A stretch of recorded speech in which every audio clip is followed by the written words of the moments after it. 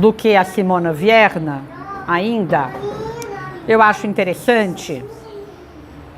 Esse livro aqui chama-se Jules Verne, Initié et Initiateur. É do Michel Lamy. Pelo jeito é um livro que está meio esgotado, porque eu estou vendo que tem aqui para vender por 120 euros, 182 euros. É um livro que eu tenho também. E ele me parece mais realista, porque ela mostra que todo o projeto do Júlio Verne é de iniciação, mas que é um acaso. Ele mesmo nunca foi maçom, nunca foi iniciado, acho que não. Me parece, o próprio Lamy, ele comenta que é uma coisa esquisita de se acreditar que ele fez tudo isso e foi por acaso. É claro que não, não é?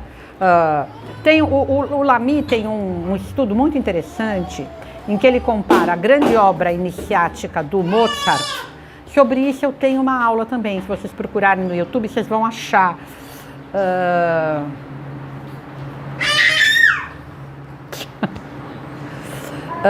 É uma aula que compara.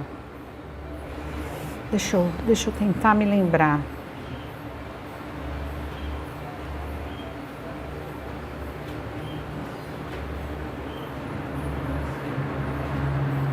Aí eu vou mandar para o Antônio também.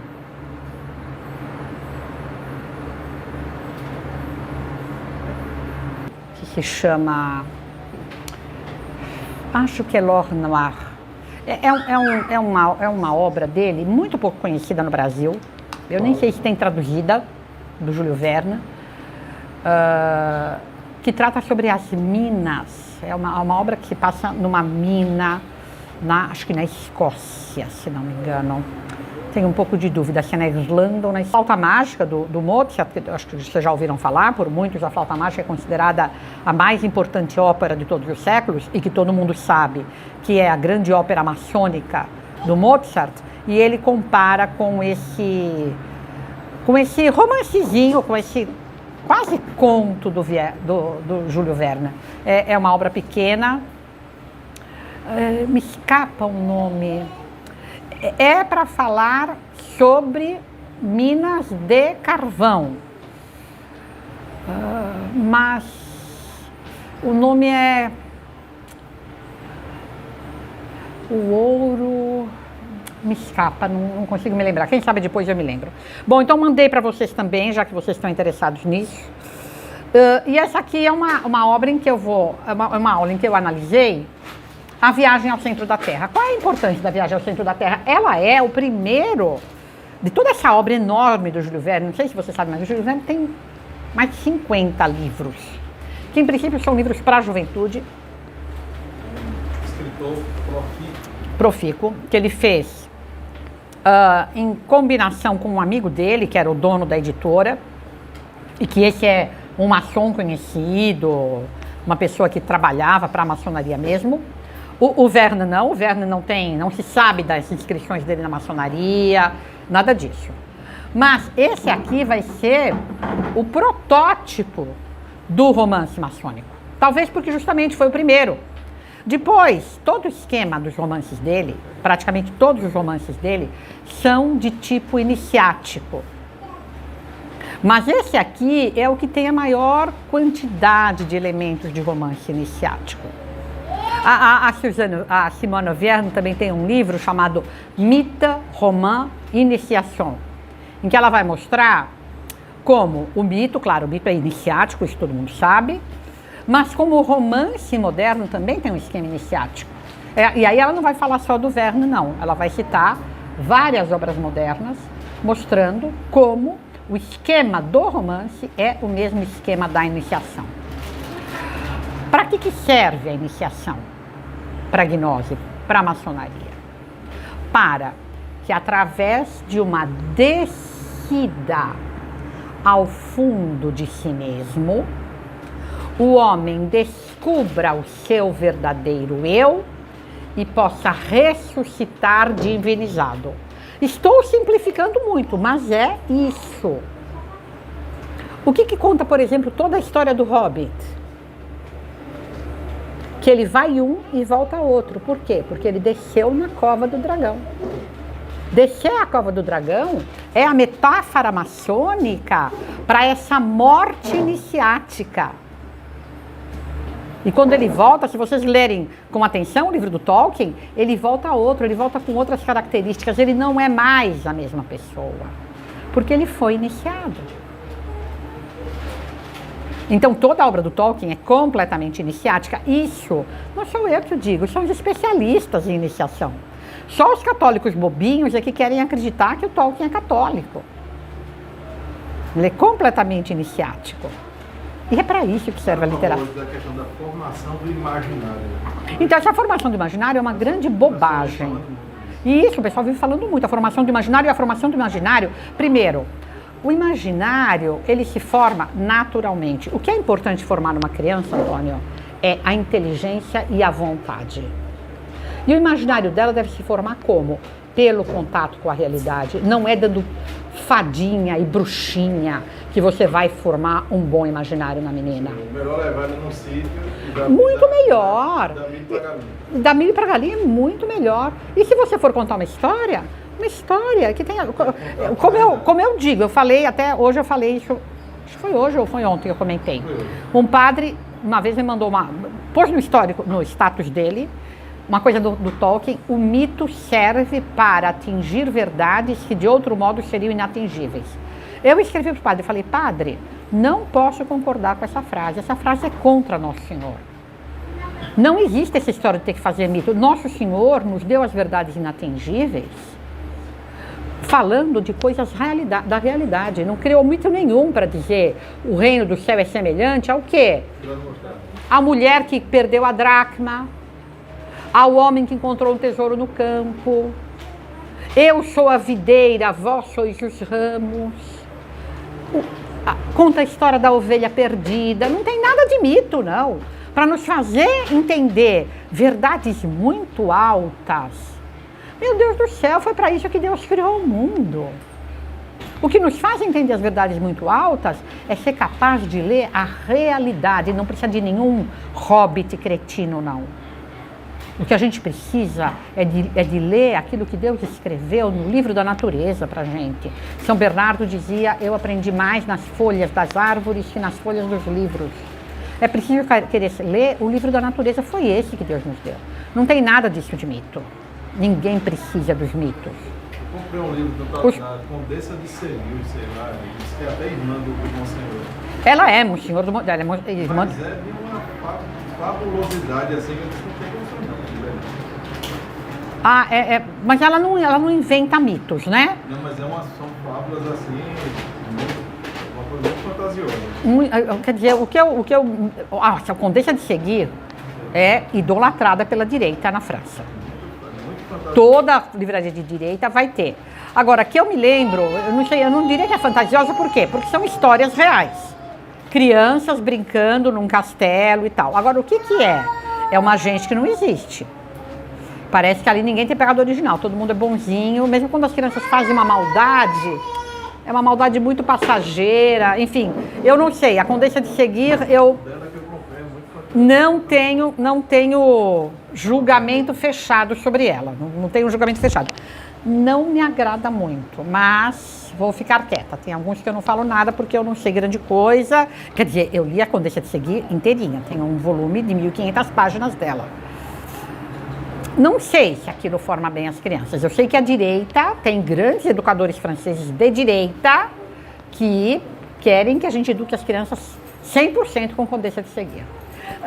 Enfim, eu nunca gosto muito desse negócio que a direita gosta muito de salvadores para cá e para lá.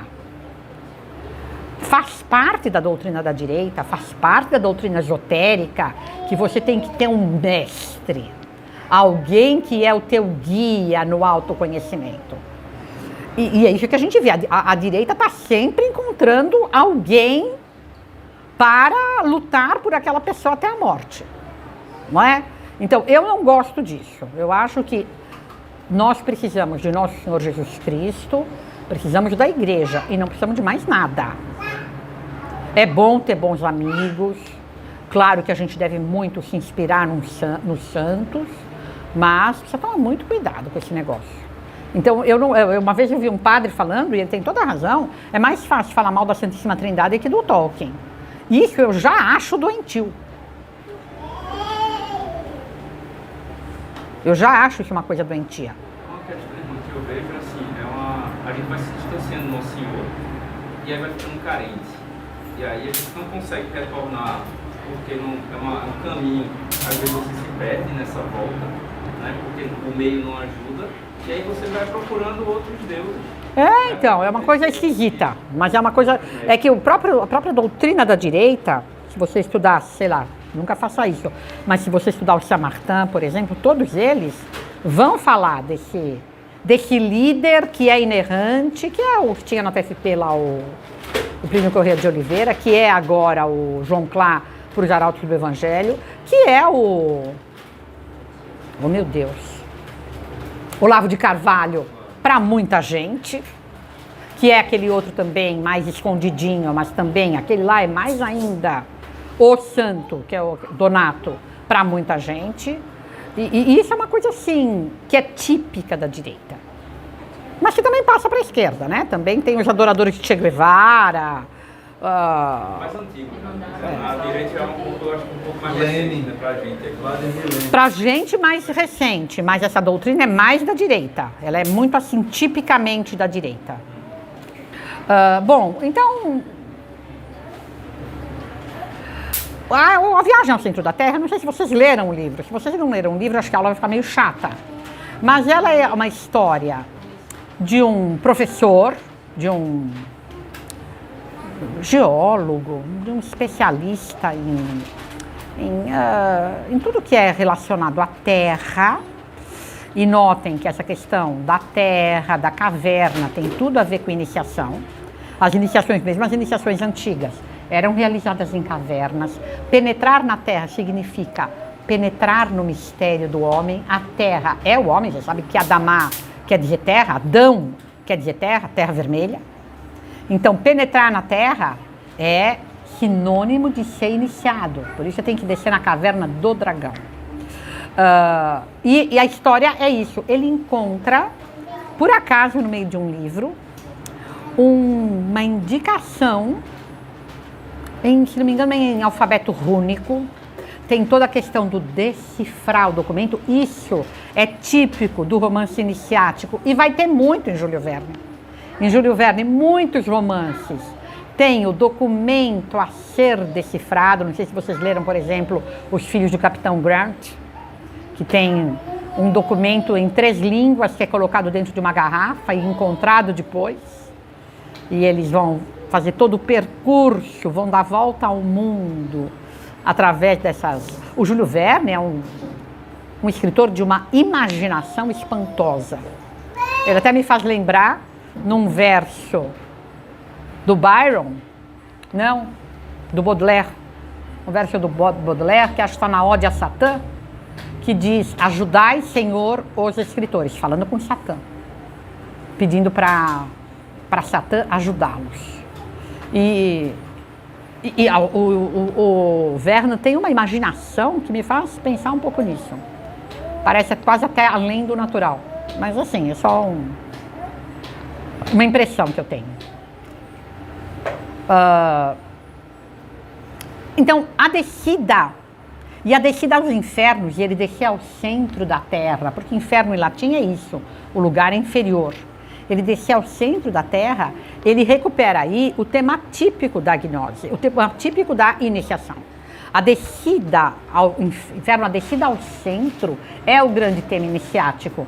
O modelo que todo mundo vai usar é o modelo do canto 6 da Eneida, em que Enéas, ele é um herói que é voltado para o passado. Vocês lembram que Enéas foge levando o cadáver do pai? Né? Vai ser com isso que depois ele vai fundar Roma, para a cidade que é preciso reconstruir em outro lugar. Ele pede a Sibila e ele vai descer ao Hades, ele vai descer aos infernos, porque lá ele vai conseguir o ramo de ouro. O ramo de ouro é o que, quando a gente fala, os alquimistas procuravam transformar chumbo em ouro. Reencontrar o ouro é recuperar a divindade no homem. O processo alquímico é para isso. O ramo de ouro significa a divindade escondida. É isso que Enéas vai buscar no fundo do Hades, guiado pela Sibila. A Sibila vai ser o guia dele. E esse que é o modelo de todo o texto iniciático de Descida aos Infernos. Eu ponho aqui a palavra de um especialista em hermetismo, que vai dizer assim: na realidade, o inferno dos filósofos não é outro senão o mundo interior que trazemos dentro de nós. É o interior da Terra ao qual se reporta o preceito alquímico: visita interioria terre, retificando invenies occultum lapidem. Visita o interior da Terra, voltando, encontrarás a pedra escondida. A pedra escondida é a divindade oculta que cada um tem em si mesmo. Essas palavras, se vocês pegarem as iniciais, da vitriol. E essa substância, que é uma substância alquímica, ela devia levar o hermetista a visitar o próprio interior, a fim de aí redescobrir, retificando a pedra escondida dos sábios. Então, trata-se de uma pedra cúbica que se forma no centro do ser pensante, quando ele toma consciência da certeza fundamental em torno da qual se realizará a cristalização construtiva do templo de suas convicções. Ou seja, o que é essa pedra que é o centro das convicções dele? O centro de que ele é o tudo, de que ele, a convicção de que ele é o tudo, de que ele é a divindade. E é em cima disso que ele vai construir todo o templo da sabedoria. Essa construção da divindade no homem. Por isso que no dólar tem a pirâmide sem acabar de construir. Eles estão construindo a divindade no homem. O dólar é cheio de símbolos esotéricos, né? Tem uma corujinha, a nota de $1 tem uma corujinha na direita, tem a pirâmide sendo construída.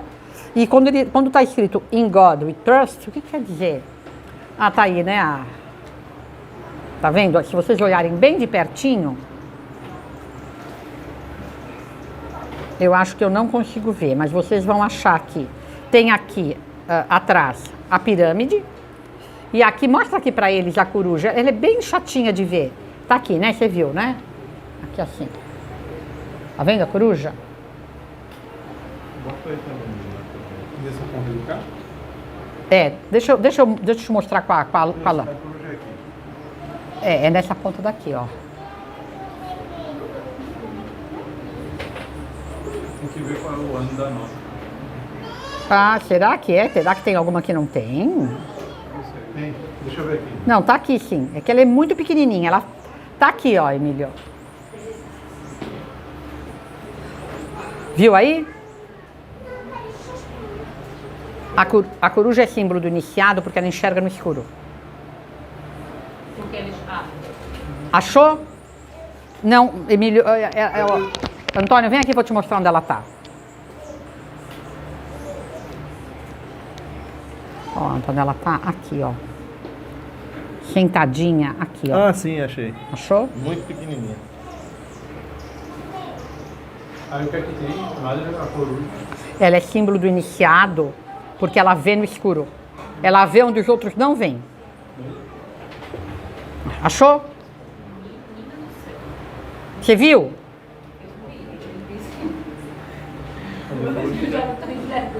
Se você amplia... você bota...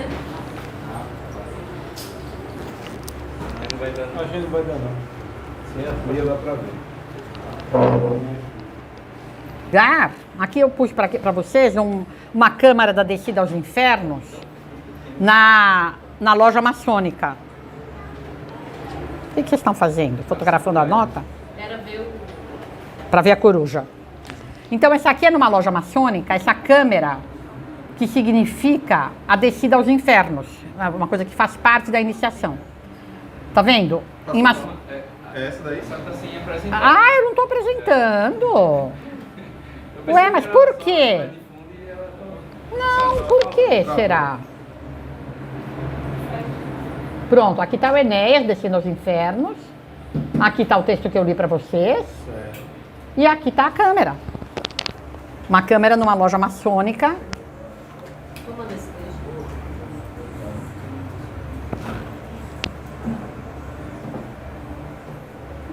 Engraçado.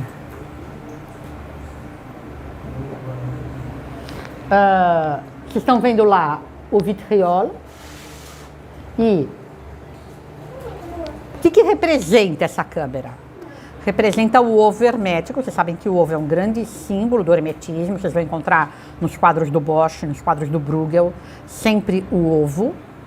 O ovo significa esse local hermeticamente fechado, onde o indivíduo deve morrer e se decompor para ressuscitar. É uma espécie de cripta funerária que vai ter em várias iniciações maçônicas. Não sei por que não vai.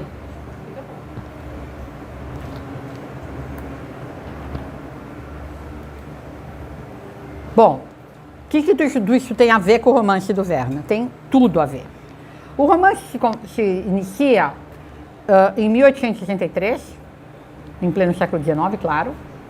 E esse renomado professor de geologia e mineralogia, Otto Lidenbrock, ele vai encontrar, então, esse manuscrito escrito em código rúnico, que está dentro de um livro que ele tem de um antigo alquimista islandês do século XVIII, esse Arne Saknussemm.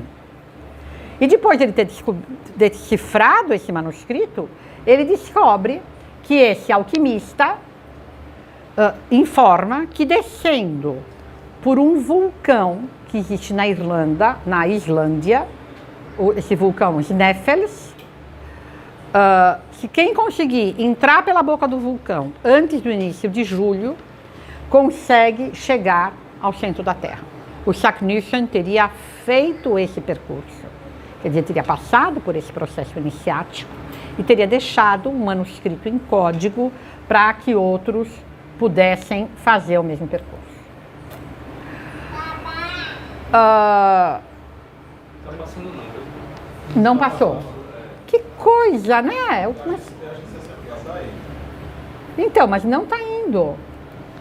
Põe em modo de apresentação. Está em modo de apresentação. Não é. Do quê?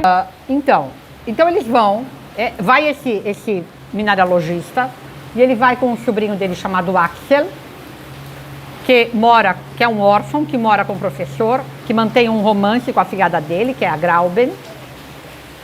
E eles vão partir para a Islândia para participar, para penetrar na costa terrestre.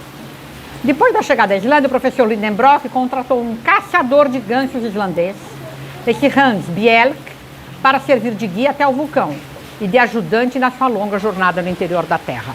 O Axel, que é o garoto que está apaixonado e que quer casar com a mocinha, ele quer morrer e não quer ir, mas ele não pode contrariar o tio. Esse guia natural, esse Lidenbrock, ele é um homem que ele tem uma relação natural com a montanha, com a caverna. Aqui estão representados 3 tipos de homem. O cientista é o grande iniciado, é aquele que sabe que existe o segredo e que quer descobrir o segredo. É aquele homem que tem interesse pelas coisas secretas. O guia é a pessoa simples, que, por assim dizer, é um iniciado natural. Todo romance iniciático vai ter essa figura. É aquela pessoa que às vezes vai ser quase um idiota, mas que tem um contato natural com os espíritos da natureza. E tem o que não quer saber de nada. Qualquer livro do Júlio Verne que vocês vão ler, vai ter sempre aquele personagem que não queria ter ido, que não tá nem aí, que não quer saber de nada dessa história. Eu quero ficar aqui, quero casar. Eu não quero ir. Mas que vai acabar sendo envolvido. Então tem 3 tipos, digamos assim, de iniciados.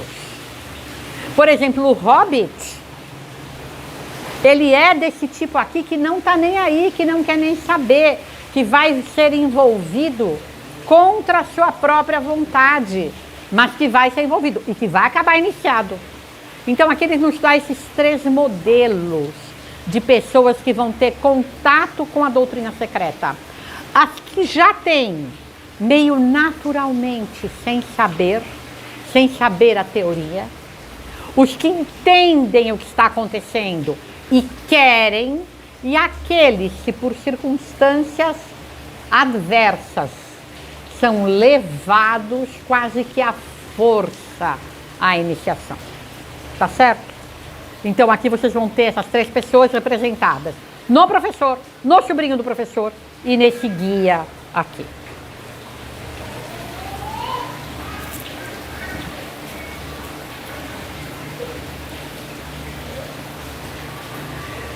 O que é típico da iniciação? Se vocês verem qualquer relatinho de iniciação de lojinha, vai ter a ultrapassagem dos obstáculos. Isso vocês vão encontrar também na flauta mágica. E no livro do Júlio Verne, que eu não consigo lembrar o nome, pelo amor de Deus. Não é Ouro Negro, é menos óbvio do que Ouro Negro. Les Indes Noires, as Índias Negras. Porque havia 2 jeitos de encontrar riqueza: indo para as Índias ou pegando carvão. Por isso que elas eram, as minas de carvão eram chamadas as Índias Negras. Lá também, porque isso é típico do processo iniciático, é preciso passar pela prova da água, é preciso passar pela prova do fogo. Vocês vão ver que tanto na flauta mágica quanto nas Indes Noires tem isso, a prova da água, a prova do fogo. Nas iniciações maçônicas tem isso, a prova da água, a prova do fogo, que às vezes são umas coisinhas super bobinhas, fazer a pessoa passar em cima de uma ponte vendada e ela está escutando o barulho da água. Tem um monte de bobagens assim, mas que representam isso. Então, já abaixo então da superfície terrestre, esses 3 homens descem por corredores e galerias, eles vão descendo sempre, passando por vários obstáculos, empecilhos, falta de água, falta de comida, perda de Axel, entre outros. Também, se vocês repararem, no Hobbit vai ter todo esse percurso. Perder-se, estar no escuro, não ter o que comer, não ter o que beber, situações de explosão, de fogo, tudo isso tem.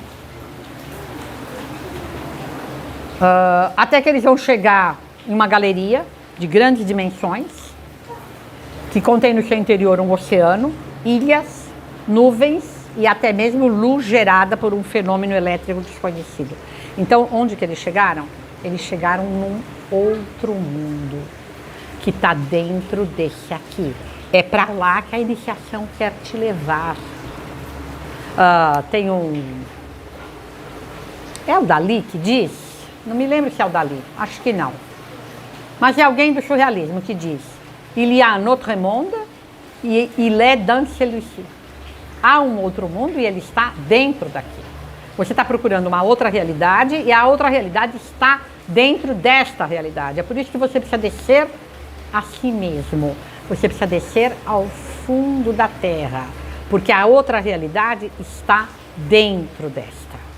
Ela não está num outro lugar. Il y a un autre monde et il est dans celui-ci.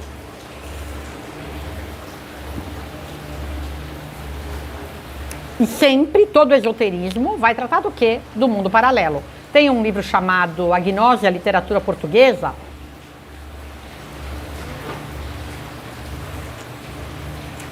que tem um trecho que fala assim: há este mundo, há o mundo superior e há a porta. A gnose trata da porta. Quer dizer, como é que você passa deste mundo para o outro. E não sei se vocês já leram, tiveram ocasião, necessidade, eu só por necessidade mesmo. Eu detesto ler bobagem, mas por necessidade eu li os livros do Tolkien e do Lewis. Do Tolkien e do Lewis. Nem ler, nem ver o filme. Eu já vi isso. É. Eu já vi isso. Então, do que eles tratam? Do mundo paralelo. Então, eles tratam do mundo paralelo. O guarda-roupa é a porta. O guarda-roupa é a porta. É como você passa de um mundo para o outro. E mesmo o Senhor dos Anéis, o Harry Potter, há dois mundos e você... O Harry Potter eu não conheço. O Harry Potter também tem uma coisa assim. Mas porque isso é típico de todo esoterismo. Sempre há, digamos, um ponto de comunicação. Interessante, eu estava lendo recentemente, eu nunca tinha lido, aí li recentemente o Processo. Do Kafka. Também tem também tem um mundo paralelo. Também tem um mundo paralelo, bem capaz. Eu nunca li o Processo. Tem uma coisa que acontece nada a ver, pessoas que entram em contato com ele, que falam, uma coisa completamente maluca. Né? Também tem um mundo paralelo. Ele está no trabalho dele, ele abre uma porta dentro do prédio do trabalho e de repente tem duas pessoas que trabalham esse procedimento judicial que ele está passando, que não tem absolutamente nada a ver com o banco onde ele trabalha. Então, a questão da porta é sempre muito a ver com gnose. E assim, e os autores, eles dão indicações pra gente que é disso que ele está falando. Por exemplo, a casinha do Hobbit que o Tolkien desenhou tem o chão da loja maçônica em branco e preto. O portal que ele desenha é o portal da maçonaria. Tem todos os elementos. Eu tenho umas aulas também na internet sobre Tolkien, se vocês se interessarem, vejam lá. Eu dou várias indicações dos elementos esotéricos. Bom, mas então...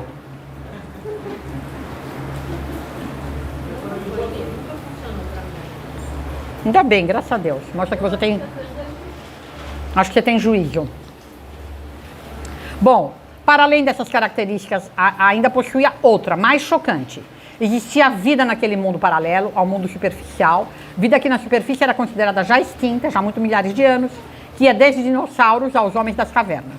Tudo isso a milhares de metros de profundidade, e os três exploradores tiveram que construir uma jangada para viajar naquele oceano, que parecia não ter fim.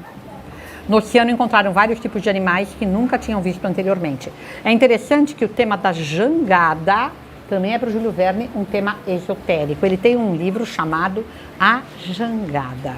A jangada é algo que te permite viajar nesse universo interior. O Velho Mar tem alguma coisa? Eu não sei. Pode ser que tenha sim. Porque, em geral, tudo que for importante e tiver um nome, está ligado com o esoterismo. É, né? Então pode muito bem ter. Pode muito bem ter, mas eu não sei, eu não conheço nada. Quer dizer que a jangada tem um simbolismo. Tem. Bom, então eles resistiram a uma tempestade. Eu vou querer mais água, Antônio.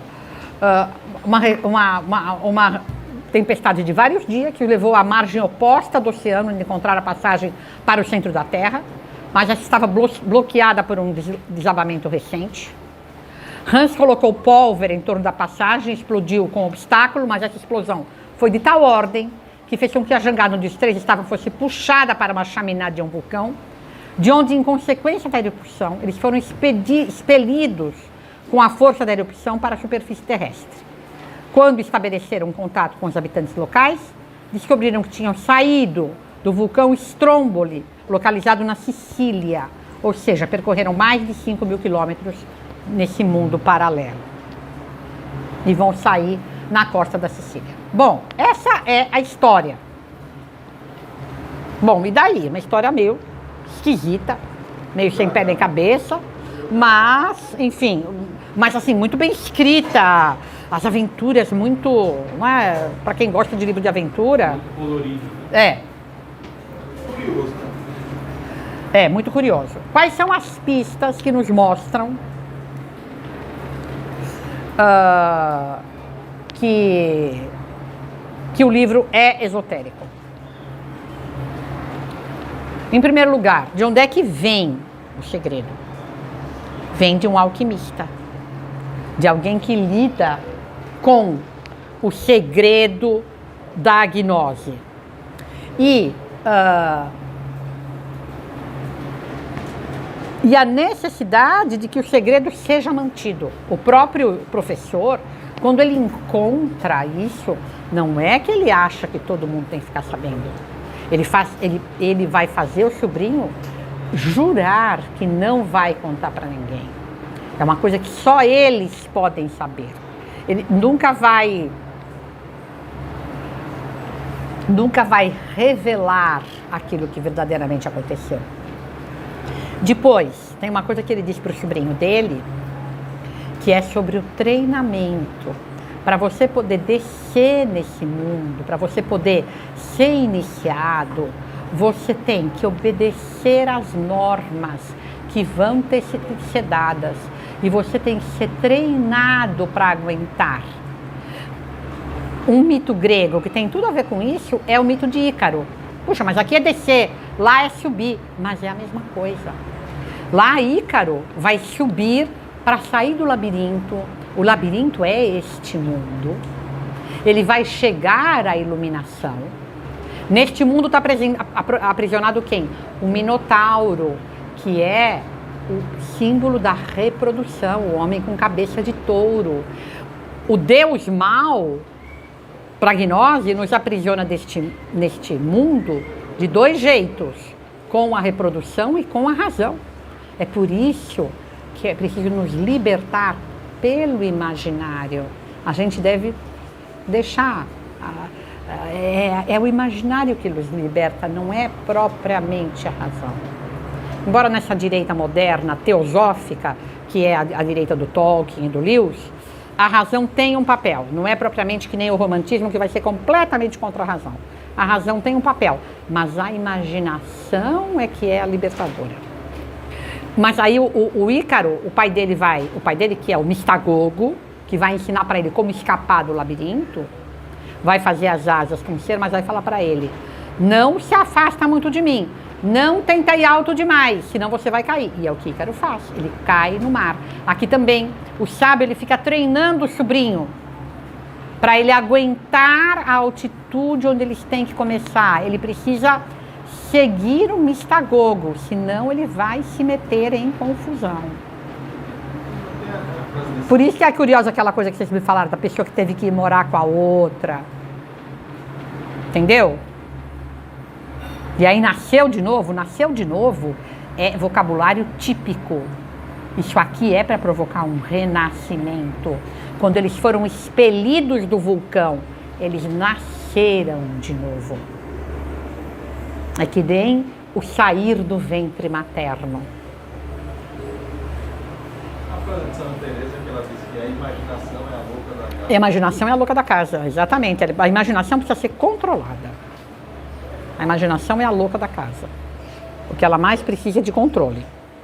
Controle da inteligência e da vontade. Esse negócio de renascimento Renascimento é código. Nascer de novo é código para esse povo aqui. É isso que acontece. Quando você sai daquela câmera lá, você renasceu. É o renascimento. Se você ler o livro da Simone Vierna, Mythe, Romance, Iniciation, ela dá o esquema típico. Eu acho que na aula do Tolkien, eu falo do esquema que ela dá. Quais são os passos da iniciação? E todos eles estão nos livros do Tolkien. Mas você vai ver que tem essa questão do renascimento. Nascer de novo. Outra coisa que é típica da iniciação. A relação entre o sábio, o neófito, que é e notem, ele é órfão. Digamos assim, ele está abandonado neste mundo. Esse Deus que criou o mundo é um padrasto. É um Deus mau. Ele vai encontrar agora aquele que o vai conduzir a ele mesmo, a sua própria divindade. E o guia é esse elemento natural. Por outro lado, o livro faz várias referências a Enéas, que é uma espécie de código da descida aos infernos, deixando claro que o que ele está descrevendo é uma descida aos infernos, é um processo iniciático.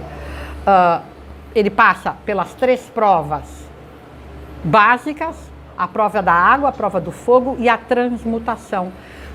O rapaz, quando ele sai de lá, ele sai outro. Ele comenta que as pessoas da cidade dele não o reconheciam, como também acontece com o Hobbit quando ele volta para casa. As pessoas não o reconhecem, ele é outro, ele não é mais a mesma pessoa. Ele foi transmutado, o chumbo virou ouro. Ele não é mais como ele era.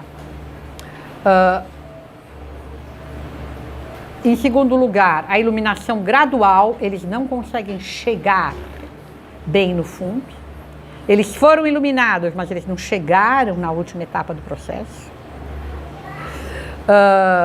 E o fato de que eles escrevem o livro para transmitir a mensagem, mas sabendo que só alguns vão entender a mensagem. Isso está no fim do livro.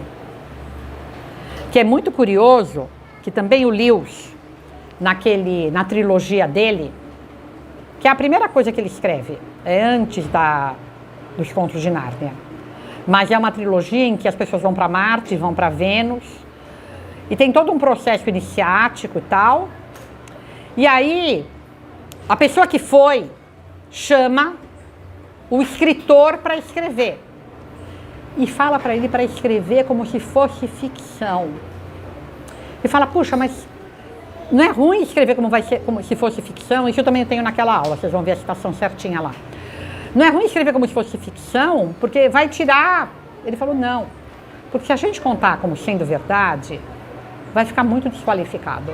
Assim, só alguns vão perceber que a gente está falando a verdade. O mais importante é a gente criar uma mentalidade. E isso que vai nos ajudar mais. Então aqui é a mesma coisa. Bom, infelizmente é só isso que eu me lembro para falar para vocês. É uma aula que eu preparei há muito tempo. Se eu tivesse com o livro mais fresco na cabeça, eu saberia dar com mais detalhes para vocês. Mas, infelizmente, não é o que acontece. Então, seria só isso. Só para vocês terem uma ideia. Mas essa questão da iniciação, eu até mandei para a senhora, eu estava lendo para a Tereza a história do Saci, né, no Monteiro Lobato. Tem um momento que o Pedrinho, ele vai para a floresta, né, para caçar lá, ele sabe da história do Saci, que na floresta ele vai para lá, e o Saci aparece para ele. E aí o Saci faz uma série de perguntas a ele, e dá algumas informações sobre alguns segredos. E aí ele fala, mais explícito do que aquilo que pode ser. O que ele fala? Que o Pedrinho foi iniciado. Ele fala da questão de... Porque, claro, faz parte da iniciação a questão das perguntas e respostas. O Pedrinho, ele vem com informações mais racionais, e ele vem com o Saci dá outras argumentos para ele, que fala da importância da intuição, da questão... Ele fala, esses livros é a questão do Deus dentro e a vida dentro da luz que habita dentro dele. Uhum. Mas ele fala assim explícito, né? Não é nada de... Nada de muito sofisticado, né, para esconder. Bom, então é isso. Eu mandei para vocês. Alguém que assiste, ou alguém que lê um livro como esse, sem ter os conhecimentos de alquimia, de gnose... Não vai entender nada. Não vai entender nada, vai se prender naquilo ali. Isso, mas vai criando uma mentalidade. Então, a mentalidade que ele está dizendo É a influência, algum tipo Isso. por mais rasa que seja, alguma parte da mensagem. Isso, exatamente. Vai ficar, né? Ele vai predispondo a alma. Vai predispondo a Isso, pessoa, exatamente. Eu queria saber. É por isso que não é bom deixar as crianças por exemplo, ler em Tolkien. Eu acho tão interessante essa questão que está muito em voga agora, né? Do imaginário. Não, todo mundo fala da Não, eu formação. escutando. Aí veja, eu nunca fui uma pessoa que conseguisse ler esse tipo de coisa, assim, de fábula, etc e tal. Eu fazia, meu Deus, será que